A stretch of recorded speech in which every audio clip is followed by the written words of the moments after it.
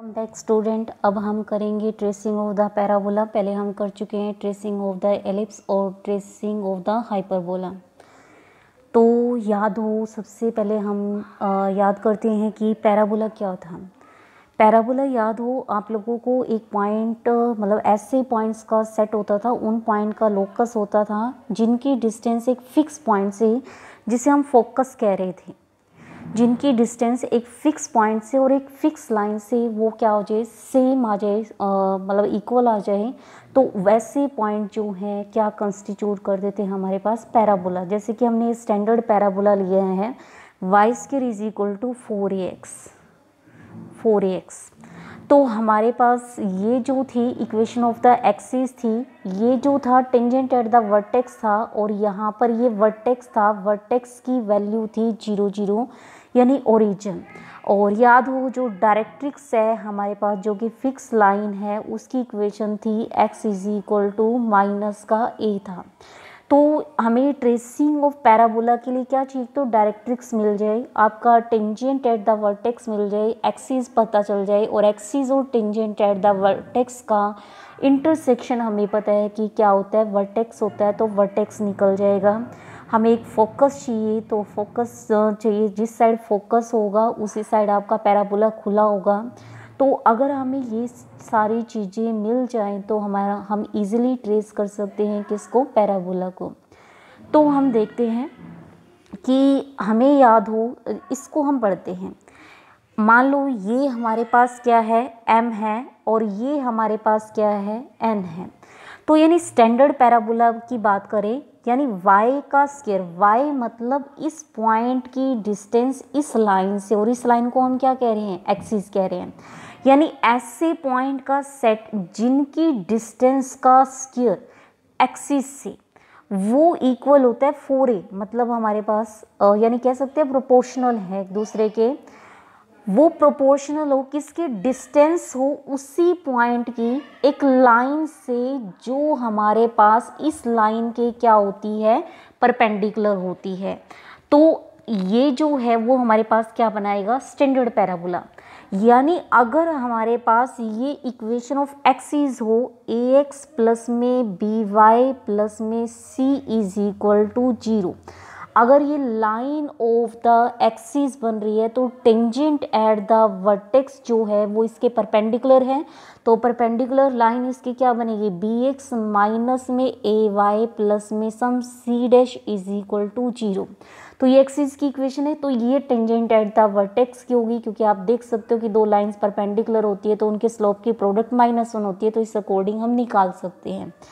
तो यानी क्या कह रहे हैं, पॉइंट की डिस्टेंस एक्सिस से उसका स्क्वायर, यानी पॉइंट की डिस्टेंस एक्सिस से, तो पॉइंट की डिस्टेंस एक्सिस से मतलब क्या हो गया, एक पॉइंट है स्मॉल xy जिसके कोऑर्डिनेट है, अगर उसकी एक्सिस से डिस्टेंस लें, आपको डिस्टेंस फॉर्मूला याद होगा, a स्क्वायर b स्क्वायर, और यहाँ मोड होता है उसका स्क्वायर।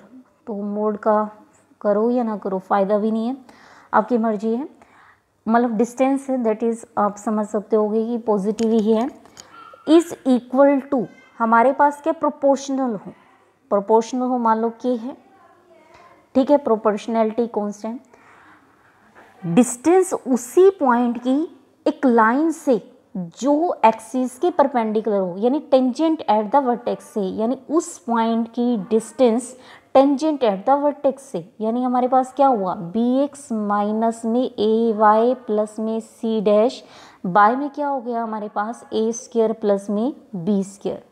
तो अगर हम इसको इसके साथ कंपेयर करें तो कैपिटल Y की वैल्यू आ गई ax प्लस में by प्लस में c, बाय में a स्क्वायर प्लस में b स्क्वायर, और कैपिटल X की वैल्यू आ गई हमारे पास कितनी, bx माइनस में ay प्लस में c, बाय में कितना हो गया, square root of a square plus में b स्क्वायर हो गया।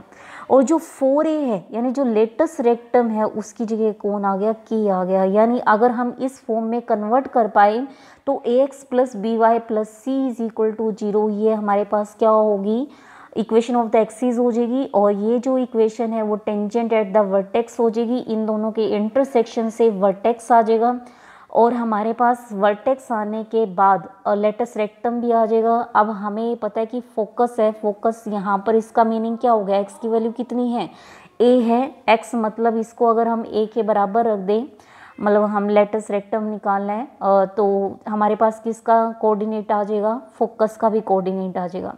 वर्टेक्स भी आ चुका है, फोकस भी आ चुका है। अब हमें पता है कि डायरेक्ट्रिक्स जहाँ एक्सिस को मीट करती है, मान लो पॉइंट एम है, तो जो ये पॉइंट एम, सॉरी हम मान चुके हैं, तो सपोज एम डैश है, तो एम डैश और फोकस का मिड पॉइंट जो है वो क्या होता है, हमारे पास वर्टेक्स है। तो हमें ये भी पता चल गया है, ये भी पता चल गया, तो हम इजीली ये पता कर सकते हैं।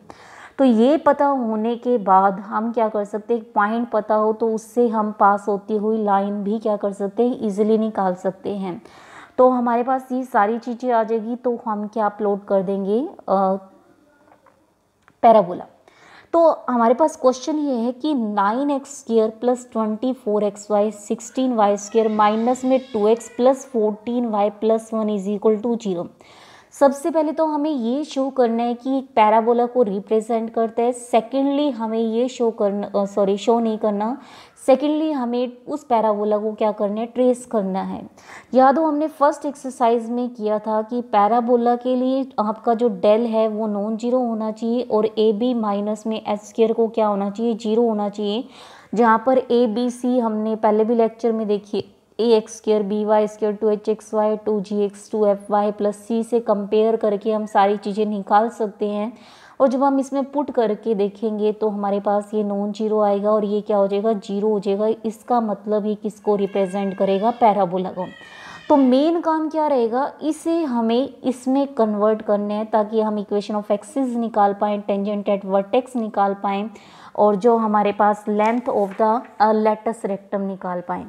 तो देखो इसके लिए क्या कर सकते हैं, सबसे पहले हम इसको ऐसे लिख सकते हैं 3x प्लस में 4y का होल स्क्वायर लिखा जा सकता है। और ये बच गया माइनस में 2x बचेगा, यानी उसको उस साइड ले जाएं तो 2x माइनस में 14y माइनस में 1 हो गया। तो लेकिन मान लो अगर हम इसको इस फॉर्म में तो दिख रहा है हमें, लेकिन अगर हम इसको एक्सिस नाम दे देते हैं तो क्या ये हमारे पास टेंजेंट एट द वर्टेक्स होगी, नहीं, क्योंकि इसका स्लोप समथिंग आपका -3/4 आएगा और इसका स्लोप कुछ 1/7 के करीब आएगा। मतलब जो प्रोडक्ट है वो -1 नहीं आएगी, यानी ये अभी पूरी तरीके से इसमें कन्वर्ट नहीं हुआ है।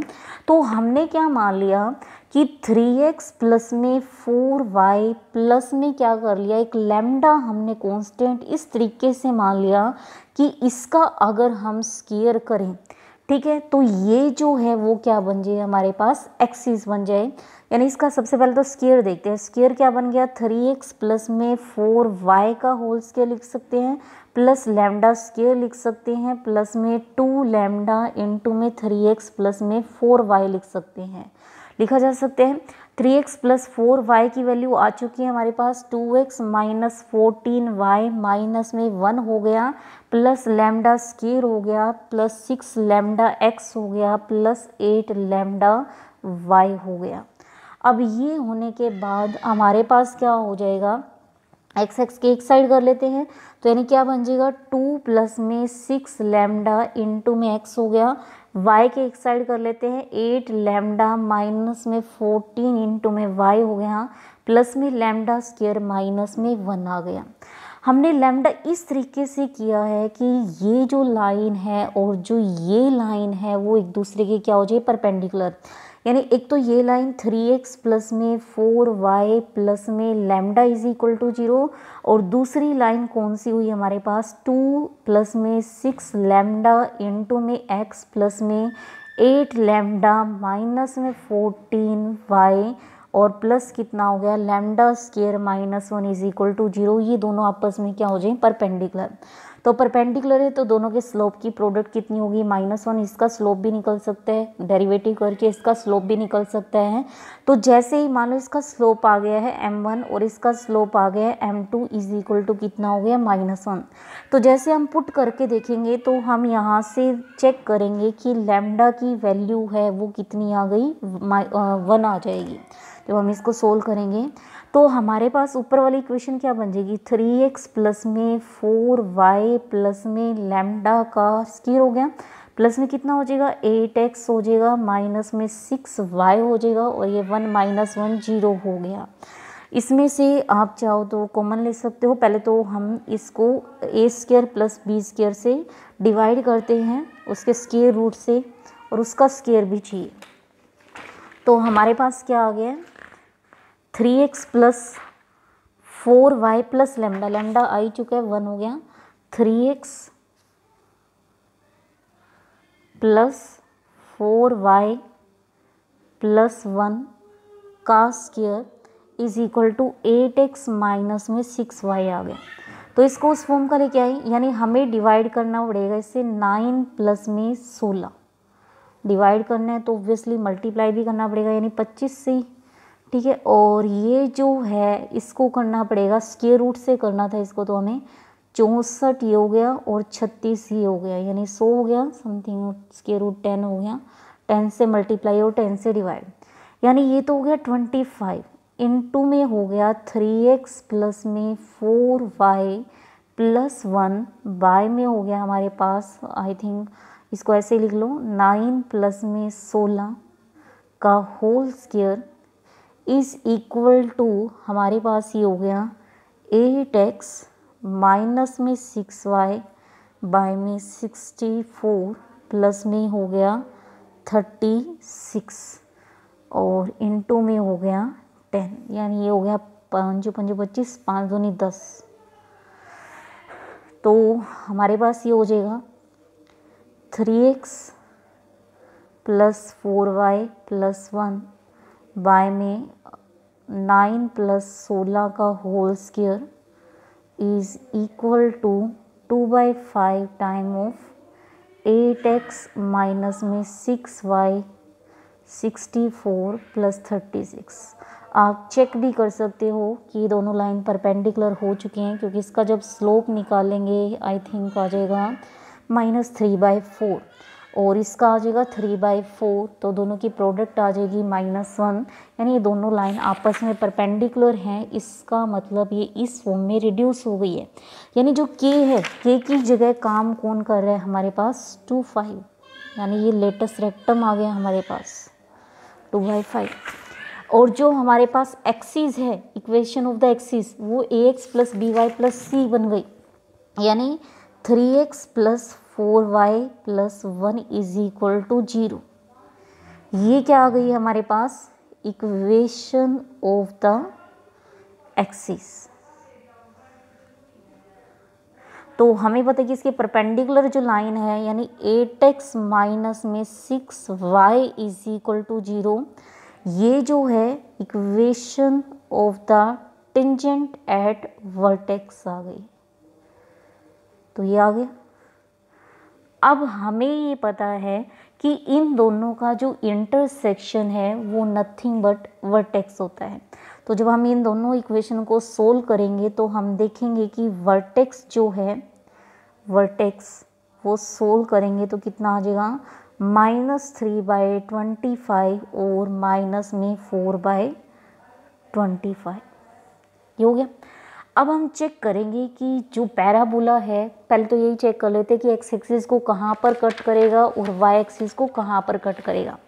तो हमारे पास गिवन पैराबोला ये था 9x² 24xy plus 16y² minus 2x plus 14y plus 1 is equal to 0। तो ये एक्स एक्सिस को कट कब करेगा, जब हमारे पास y की वैल्यू कितनी हो गई, 0 होगी। y अगर 0 हो जाएगा तो ये कितना बन जाएगा, 9x² माइनस 2x प्लस में 1। तो अगर हम इसका डिस्क्रिमिनेंट देखें, ऑब्वियसली नेगेटिव आएगा, यानी ये एक्स एक्सिस को मीट नहीं कर रहा। अब हम देखते हैं कि y एक्सिस को कहाँ पर मीट करेगा। तो y एक्सिस को मीट करने के लिए x कितना होना चाहिए, 0। तो यानी ये बन जाएगा समथिंग 16y² माइनस में 2x प्लस में कितना बन जाएगा, सॉरी माइनस 2x नहीं, प्लस 14y प्लस 1। जब इसका डिस्क्रिमिनेंट निकालोगे तो बी स्क्वायर यानी 196 माइनस में 64 पॉजिटिव आ रहे हैं, यानी ये कट करेगा वाई एक्सिस को। और जब हम सोल्व करेंगे तो y की वैल्यू आ जाएगी माइनस में 7 प्लस माइनस √33 बाय में 16, यानी 2 पॉइंट पर y एक्सिस को कट करे। एक तो 0 माइनस 7 प्लस √33 बाय 16, और एक हो गया हमारे पास 0 माइनस 7 माइनस √33 बाय में 16।